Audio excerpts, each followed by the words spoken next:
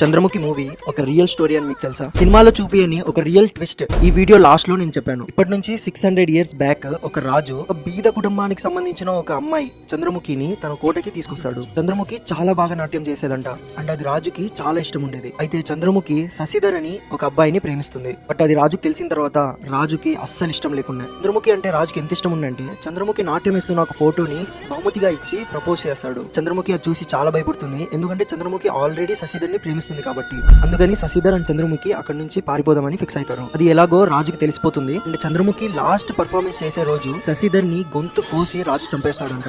అది చూసిన చంద్రముఖి అక్కడే ఊపిరాడక నాట్యం వేస్తూ కళ్ళు తిరిగి పడిపోతుంది. ఆ తర్వాత చంద్రముఖి అదే కోటలో ఉరేసుకుని చనిపోతుంది. కానీ ట్విస్ట్ ఏంటంటే ఎప్పుడైతే చంద్రముఖి ఉరేసుకుని చనిపోతుందో చేతిలో ఒక చీటీ ఉంటుంది. ఆ చీటీలో ఏం రాస్తుందంటే రాజు చేసిన పనికి నేను పగ తీర్చుకుంటాను అని రాస్తుంది. కొద్ది రోజుల తర్వాతే ఆ రాజు ఎలా చనిపోయాడో ఎక్కడ చనిపోయాడో ఎవ్వరికీ తెలియదు.